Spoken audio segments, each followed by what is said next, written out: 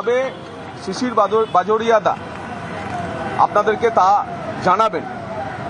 মূলত ভারতীয় জনতা পার্টি পশ্চিমবঙ্গ চায় 2026-এর বিধানসভা নির্বাচন হিংসা মুক্ত হোক এবং ভয় মুক্ত পরিবেশে হোক।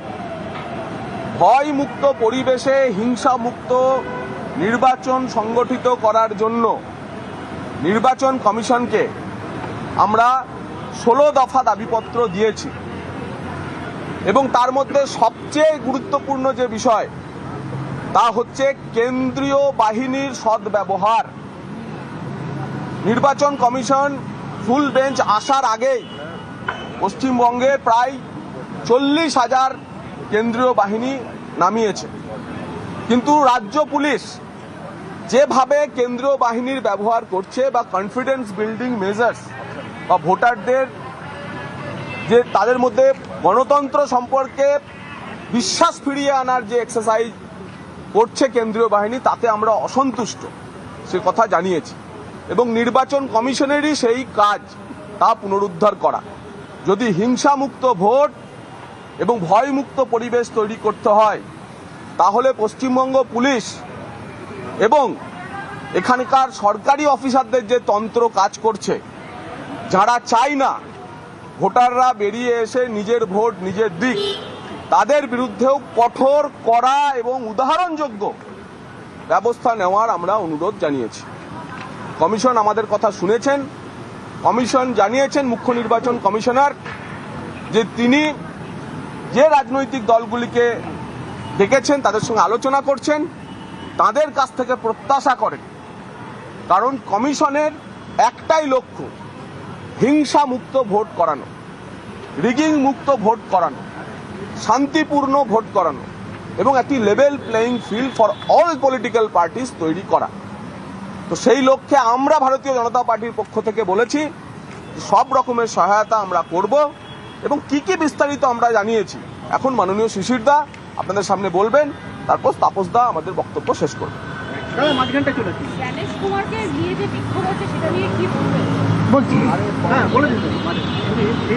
আজকে যে সব কথা হয়েছে, সর্বপ্রথম আমরা যেটা বললাম, চিফ ইলেকশন কমিশনারের আঙুল কেটে দেব। শুধু জ্ঞানেশ কুমারজি, এটা আপনার ব্যক্তিগত আঙুল না, এটা হচ্ছে ইলেকশন কমিশন, তার মানে ভারতের সংবিধান। আমরা চিঠি দিয়েছি, আমরা এফআইআর করছি, আমরা ইলেকশন কমিশনকে বলেছি আপনারাও এফআইআর করুন, আর দয়া করে এটা ব্যক্তিগত নেবেন না। এখন আজকে যে আমাদের যে 16 দফার সাবমিশন, প্রথম একটা ফেজ কিংবা ম্যাক্সিমাম 2টো ফেজে নির্বাচন করান, এই যে 7-8খানা ধাপে নির্বাচন করার দরকার নেই, ঠিক না। আমি যে বিশেষ বিন্দু বলছি, তারপর তো এটা আপনাদের দেওয়া হবে। যেই সব বুথ পোস্ট পোল ভায়োলেন্স কিংবা ডিউরিং পোল ভায়োলেন্স দেখেছে, ওইসব হচ্ছে সেন্সিটিভ বুথ, ওইসব সেন্সিটিভ বুথ চিহ্নিত করুন। যেখানে 85%-এর ঊর্ধ্বে ভোট পড়েছে, সেন্সিটিভ, এমনি পড়ে না। যে কথা হলো, এখানে যে অলরেডি বাহিনী এসে গেছে, দেখা যাচ্ছে না কেন? এইখানে আসার সময় আমি কি দেখলাম, একেবারে যে শান্ত এরিয়া, ওখানে আমার চোখের সামনে রুট মার্চ হচ্ছে। আমরা দেখেছি গত নির্বাচনে রুট মার্চ হয় রাজপথে, যেখানে মানুষ থাকে না, শুধু গাড়ি যায়, ওখানে রুট মার্চ হয়। এইভাবে আমাদের রাজ্য পুলিশ কেন্দ্রীয় বাহিনীকে ব্যর্থ করে। যত লার্জ মাল্টি স্টোরি কমপ্লেক্স, এটা নির্বাচন কমিশনের রুল অনুযায়ী ওখানে পোলিং বুথ হওয়া দরকার। এরা কি করে, স্থানীয় পুলিশ গিয়ে একটা অবজেকশন চিঠি নিয়ে আসে, ওটা হবে না। আপনারা যখন গাড়ি তোলেন রাস্তা থেকে, কি অনুমতি নেন মালিকের? আপনার অধিকার আছে, আপনি গাড়ি তোলেন, আপনার অধিকার আছে ওখানে বুথ করুন, এটা আপনার নিয়মের মধ্যে। West Bengal police welfare organisation, কুখ্যাত সংগঠন, এটা নাম খুব ভালো নাম, West Bengal police welfare organisation. এটা কিছু না, এটা তৃণমূলের ফ্রন্টাল অর্গানাইজেশন। এইখানে এই রাজ্য, এখানে পুলিশের ভোটও লুট হয়, পুলিশের ভোট এইখানেই লুট হয়। এটা ইমিডিয়েটলি যত এদের অফিস সব ব্লক করুন। পোলিং ডে 2 স্তরে পোলিং ভোটারকে চিহ্নিত করুন। বুথের মধ্যে পোলিং স্টেশনের মধ্যে ঢোকার আগে লাইনে সিএপিএফ চিহ্নিত করবে, আইডি কার্ড চেক করবে। ওই জায়গায় কোনো রাজ্য পুলিশ ভলেন্টিয়ার নীল সাদা সবুজ কোনো পোশাকে থাকবে না। আর এই যে কিউ ম্যানেজমেন্টও চলবে না, কেন কিউ ম্যানেজমেন্টেই সব ক্যানাকল হয়। পোলিং অফিসার্স সেন্ট্রাল আর স্টেট অফিসারে 50-50 মিক্স করুন। মাননীয় তো নিজে বলেছেন আমি আছি, আমি থাকবো, এরা তো বসন্তের কোকিল এসে চলে যাবে। তো সোজা মেসেজ। তো আপনাকে এখানে মিক্স না করলে এটা হবে না। কন্ট্রাক্ট এমপ্লয়ি, টিচার হোক না রাজ্য সরকারের হোক, কোনো ইলেকশন ডিউটিতে আপনার ব্যবহার করবেন না। রাজ্যে কমিশনের ফুল বেঞ্চ। কলকাতায় মুখ্য নির্বাচন কমিশনার জ্ঞানেশ কুমার। ভোট প্রস্তুতি নিয়ে দফায় দফায় বৈঠক। ইতিমধ্যেই বিজেপির সঙ্গে বৈঠক হয়ে গিয়েছে, একাধিক পলিটিক্যাল দলের সঙ্গে আজ বৈঠক হবে, ভোট প্রস্তুতি নিয়ে বৈঠক হবে। একে একে প্রত্যেকটি পলিটিক্যাল দলের প্রতিনিধিরা আসছেন। আজ কলকাতায় মুখ্য নির্বাচন কমিশনার জ্ঞানেশ কুমার। ভোট প্রস্তুতি নিয়ে রীতিমতো বৈঠক হবে, দফায় দফায় বৈঠক হবে এবং ভোটের প্রস্তুতির পাশাপাশি এসআইআর নিয়েও আলোচনা। আমাদের সঙ্গে সরাসরি রয়েছেন প্রতিনিধি সোমরাজ, কথা বলবো সোমরাজের সঙ্গে। সোমরাজ, ইতিমধ্যেই বিজেপির সঙ্গে কথা হয়ে গিয়েছে, এই বৈঠক নিয়ে বৈঠক হয়ে গিয়েছে এবং আজ আর কোন কোন কর্মসূচি রয়েছে? দেখো, তোমাকে ইতিমধ্যেই জানিয়ে রাখি, বিজেপির তরফে জাতীয় নির্বাচন কমিশনের ফুল বেঞ্চের কাছে জানিয়ে দেওয়া হলো যে তারা 7 বা 8 দফায় ভোট চাইছেন না, তারা চাইছেন 1 বা 2 দফায় ভোট। বিজেপির তরফে জাতীয় নির্বাচন কমিশনের ফুল বেঞ্চের কাছে এমনটাই দাবি রাখা হয়েছে এবং সেই মোট 16 দফা দাবি বিজেপির তরফে রাখা হয়েছে, যেখানে অন্যতম প্রধান দাবি বিজেপির তরফে করা হলো যে তারা 7 বা 8 দফায় রাজ্যে এবার ভোট চাইছেন না, তার বদলে 1 বা 2 দফায় ভোট হোক। অন্যদিকে বিজেপির সঙ্গে বৈঠক ইতিমধ্যেই শেষ হয়েছে।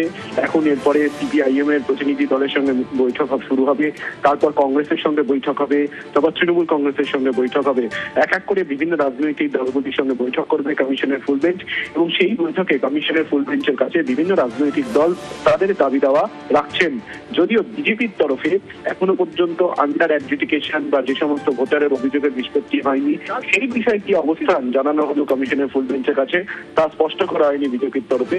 কিন্তু মনে করা হচ্ছে একাধিক রাজনৈতিক দলের তরফেও আন্ডার অ্যাডজুডিকেশনে থাকা ভোটাররা কিভাবে ভোট দেবেন সেই সম্পর্কেও বেশ কিছু দাবি রাখা হবে কমিশনের ফুল বেঞ্চের কাছে। ফলত 10টা থেকে যে বৈঠক শুরু হয়েছে বিভিন্ন রাজনৈতিক দলের প্রতিনিধিদের সঙ্গে, সেই বৈঠক রীতিমধ্যে বিজেপির সঙ্গে শেষ হয়েছে।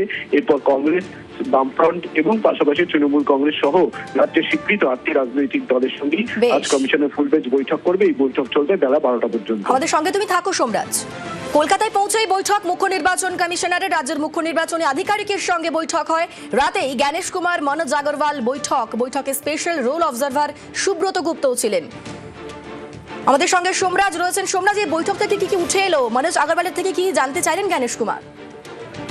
দেখো, রাজ্যের মুখ্য নির্বাচনী আধিকারিক মনোজ কুমার আগরওয়াল এবং স্পেশাল রোল অবজারভার সুব্রত গুপ্ত থেকে মূলত দেশের মুখ্য নির্বাচন কমিশনার জ্ঞানেশ কুমার জানতে চান যে আন্ডার অ্যাডজুডিকেশন অর্থাৎ বিচারাধীন যে সমস্ত ভোটারের নথি রয়েছে তার কাজের অগ্রগতি কতদূর হলো। তুমি জানো 60 লক্ষ ভোটারের নথি আন্ডার অ্যাডজুডিকেশন রয়েছে, যার মধ্যে এখনো পর্যন্ত 8 লক্ষেরও বেশি ভোটারের নথির অভিযোগের নিষ্পত্তি করেছেন জুডিশিয়াল অফিসাররা। এখনো 52 লক্ষ অভিযোগের নিষ্পত্তি বাকি রয়েছে।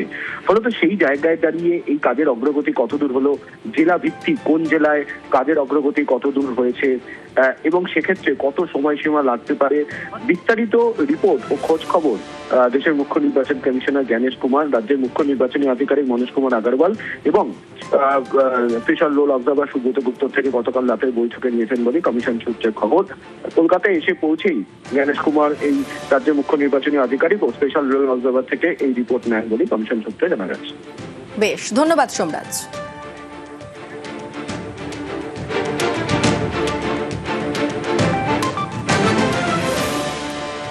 কমিশনে তৃণমূলের প্রতিনিধি দল, তৃণমূলের 3 সদস্যের প্রতিনিধি দলে রাজীব কুমার রয়েছেন।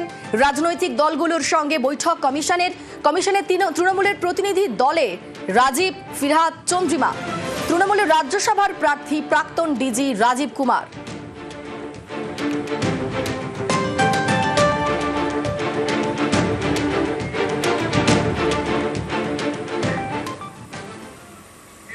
এসআইআর প্রতিবাদে রাজপথে আন্দোলন চলছে। ধর্মতলায় টানা ধর্নায় বসে রয়েছেন তৃণমূল নেত্রী। বৈধ ভোটারের নাম বাদের অভিযোগ, এসআইআর এ হয়রানি, মৃত্যুর অভিযোগ এবং রাজ্য কমিশনের ফুল বেঞ্চ। সেই আবহেই এসআইআর প্রতিবাদে রাজপথে আন্দোলন চলছে। ধর্মতলায় টানা ধর্নায় তৃণমূল নেত্রী। বৈধ ভোটারের নাম বাদের অভিযোগ, এসআইআর এ হয়রানি চলছে, মৃত্যু হচ্ছে একের পর এসআইআর এ হয়রানির মৃত্যুর অভিযোগ। সেই অভিযোগেই রাজপথে তৃণমূল নেত্রী। আমাদের সঙ্গে রয়েছেন সরাসরি প্রতিনিধি আবিরের সঙ্গে কথা বলবো। আবির, এই মুহূর্তে রাজ্যে কমিশনের ফুল বেঞ্চ রয়েছে এবং সেই আবহেই তৃণমূল নেত্রী তিনি বসে রয়েছেন টানা ধর্নায়। কমিশনের চাপ বাড়িয়েই পথে প্রতিবাদ চলছে। প্রথমত হচ্ছে যে নির্বাচন কমিশনের ফুল বেঞ্চ যখন, তখনও ধর্নাতে তৃণমূল কংগ্রেসের বসে থাকা এবং যেখানে দলের চেয়ারপারসন রাজ্যের মুখ্যমন্ত্রী তিনি বসে রয়েছেন সাংসদ বিধায়কদেরকে সঙ্গে নিয়ে, তখন অবশ্যই কমিশনের প্রতি তারা চাপ তৈরি করতে চান যে ভোটের অধিকার নিয়ে তারা যে ধরনের আন্দোলন করছেন সেই আন্দোলনের ক্ষেত্রে কমিশনের কাছে তারা কি বার্তাকে তারা পৌঁছে দিতে চান। দ্বিতীয়ত হচ্ছে তুমি জানো যে এর আগেও একাধিকবার নির্বাচন কমিশনের কাছে তৃণমূল কংগ্রেসের বিভিন্ন ভাবে প্রতিনিধি দল তারা কি উপস্থিত হয়েছিল, তারা গিয়ে বার্তা পাঠিয়েছিল, তারা দেখা করেছিল এবং প্রত্যেকটা ক্ষেত্রে তৃণমূল কংগ্রেসের অভিযোগ ছিল জ্ঞানেশ কুমারের বিরুদ্ধে যে তিনি যথাযথভাবে সহযোগিতা করেননি, তিনি কথা বলতে অস্বীকার করেছেন এবং পরবর্তী সময় যখন ইনপার্সন হিসেবে সুপ্রিম কোর্ট তিনি হতে যান যখন মমতা বন্দ্যোপাধ্যায়, তখনও তিনি যে সওয়াল করেছিলেন বা পরবর্তী সময়ে সুপ্রিম কোর্টের শুনানিতে যে তথ্য এসে পৌঁছেছিল সেই মোতাবেকও কাজ করা হচ্ছে না এবং যে কারণে হচ্ছে যে আজকে যে তিনজনকে পাঠানো হয়েছে সেই তিনজনকে আলাদা আলাদা করে দায়িত্ব বুঝিয়ে দেওয়া হয়েছে যে তারা জ্ঞানেশ কুমার সহ ফুল বেঞ্চের সামনে কোন বিষয় নিয়ে তারা সরব হবেন। প্রথমত তুমি জানো যে কমিশনের তরফ থেকেই হোক বা বাকি বিরোধী বিশেষ করে বিজেপির তরফ থেকে অভিযোগে রাজ্যে আইন শৃঙ্খলা নিয়ে নানা কথা বলা হচ্ছিল। সেক্ষেত্রে দাঁড়িয়ে কমিশনের সামনে আইন শৃঙ্খলা নিয়ে কথা বলার জন্য তৃণমূল কংগ্রেসের তরফ থেকে রাজীব কুমারকে পাঠানো হচ্ছে। তিনি দীর্ঘদিন ধরে পুলিশের বিভিন্ন গুরুত্বপূর্ণ পদে ছিলেন এবং তিনি বিষয়টা সম্পর্কে অবহিত এবং চন্দ্রিমা ভট্টাচার্য এবং সিরাজ আজিজ যারা এর আগেও নির্বাচন কমিশনের সিওর দপ্তরে গেছেন, দিল্লিতে জ্ঞানেশ কুমারের সামনে তারা গেছেন এবং মহিলা ভোট বাদ দেওয়া এবং সংখ্যালঘু ভোট বাদ দেওয়ার বিষয় নিয়ে এরা দুজনই সব থেকে বেশি করে জ্ঞানেশ কুমারের সামনে বক্তব্য রাখতে পারবেন, তাই ওদের দুজনকে বাছাই করে পাঠানো হয়েছে এবং যেটা দেখতে পাওয়া যাচ্ছে যে ধর্ণা মঞ্চ থেকে বারবার মমতা বন্দ্যোপাধ্যায় ফোন মারফত তিনি গোটা বিষয়টা সম্পর্কে খোঁজ খবর রাখছেন। ফলে সব মিলিয়ে চাপ তৈরি করার জন্য ধন্যবাদ আবির।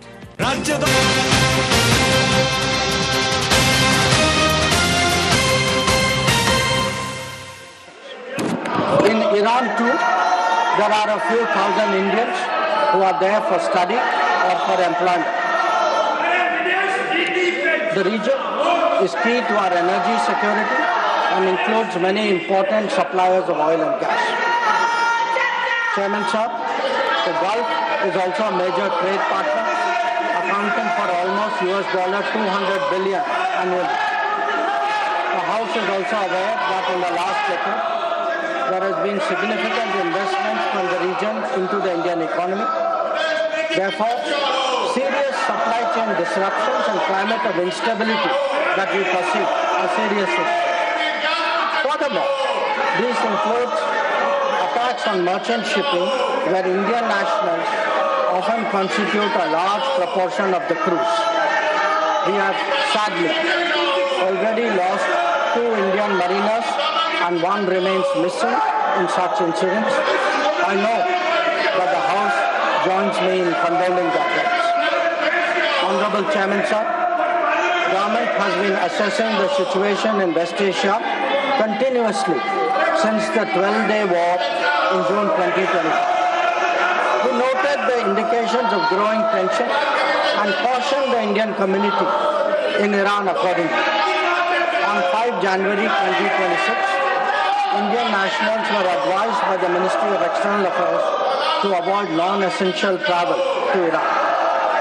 Those already resident there were urged to register with the embassy, exercise due caution, and monitor the embassy website and social media handles.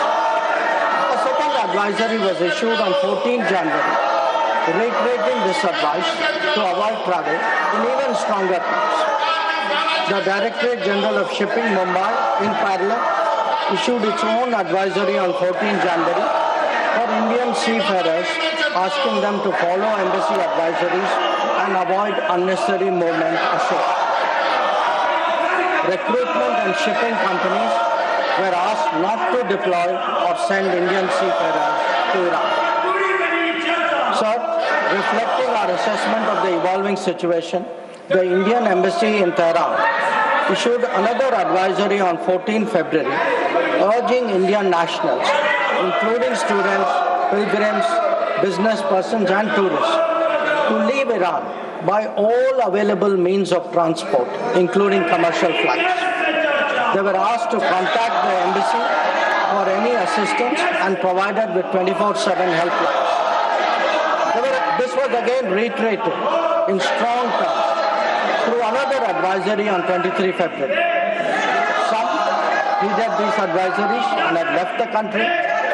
However, many others have disregarded them and remain in it. We are also in touch with our fishermen who operate out of it. This was the situation till 28 February 2020.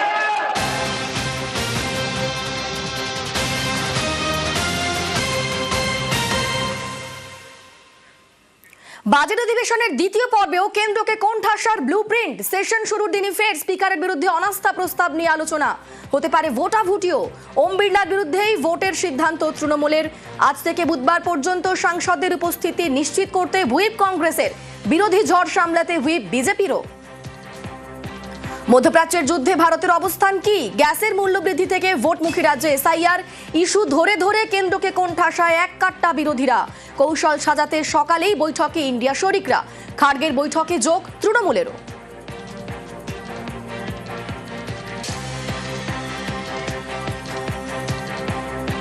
এই অনাস্থা নিয়ে গিরিরাজ সিং তিনি কি বলছেন শুনবো। ये दुर्भाग्यपूर्ण है कांग्रेस का और विपक्ष का। ये अबोध बालक संसद को चलने नहीं देना चाहते। स्पीकर पर ऐसा नहीं है, लेकिन आज के एक्शन को देखा जाएगा कि वो मूव करते हैं, ये वापस लेते हैं। अगर ये मूव करते हैं तो मैं समझूंगा कि ये बेवकूफ़ी की हद की सीमा पार है। বাংলার এসআইআরে বৈধ ভোটার বাদের অভিযোগ, সংসদের দুকক্ষেই নোটিশ তৃণমূলের। আমাদের সঙ্গে আবির রয়েছেন, প্রতিনিধি আবির। দেখো, বাংলার আন্দোলনকে দিল্লিতে সংসদে উভয় পক্ষে নিয়ে যেতে চাইছে হচ্ছে তৃণমূল কংগ্রেস, এবং এ কারণেই ভোটারদের ভোটাধিকার বঞ্চিত করার বিষয়ে আলোচনা করার জন্য উভয় পক্ষে নোটিশ দিয়েছেন তৃণমূলের সাংসদরা। একাধিক নোটিশ দেওয়া হয়েছে। তৃণমূল কংগ্রেসের বক্তব্য, জাতীয় রাজনীতির প্রেক্ষাপটেও পশ্চিমবঙ্গ অত্যন্ত গুরুত্বপূর্ণ, এবং পশ্চিমবঙ্গ যেখানে কিছুদিনের মধ্যে বিধানসভা নির্বাচন হবে, সেই নির্বাচনের আগে যেভাবে বাছাই করে করে নাম বাদ দেওয়া হচ্ছে, মানুষের নাম বাদ দেওয়া হয়েছে, তা নিয়ে প্রত্যেককে সরব হতে হবে। এবং তারা মনে করছেন কেন নির্বাচন কমিশনকে সুপ্রিম কোর্টে নির্দেশ দেওয়ার পরও তারা সেই নির্দেশ মানছে না, এবং যারা বৈধ নাগরিক তাদেরকে কেন তাদের ভোটাধিকার ছিনিয়ে নেওয়ার চেষ্টা করা হচ্ছে, এবং যে পরিমাণ মানুষকে এখনো পর্যন্ত বিবেচনাধীন অবস্থায় নিয়ে রাখা হয়েছে, তাদের শুনানি পর্ব কবে শেষ হবে? যদি নির্বাচনের দিন ঘোষণা হয়ে যায়, সেই মুহূর্তে দাঁড়িয়ে মানুষগুলোর কি অবস্থা হবে? এই গোটা বিষয়টিকে নিয়ে তারা উভয় পক্ষেই তারা আলোচনা চাইছেন, এবং সে কারণে তারা নোটিশ দিয়েছেন। মূল যে বিষয়, যদি এই নোটিশ মোতাবেক যদি আলোচনা করতে পারা যায়, তাহলে সংসদের মধ্যে গোটা বিষয়টি রেকর্ডেড হয়ে থাকবে, এবং তৃণমূল কংগ্রেস চাইছে তারা তাদের যেটা বক্তব্য সংসদে গোটা বিষয়টিকে রেকর্ড করিয়ে রাখতে, এবং সেই কারণে তৃণমূল কংগ্রেস সাংসদদের তরফ থেকে কৌশল গ্রহণ করা হয়েছে। বেশ, ধন্যবাদ আবির।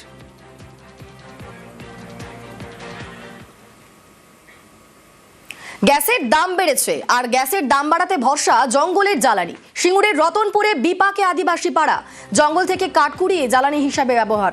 রতনপুরে আদিবাসী পাড়ায় অধিকাংশই দিনমজুর, চড়া দামে গ্যাস কেনার সামর্থ্য নেই।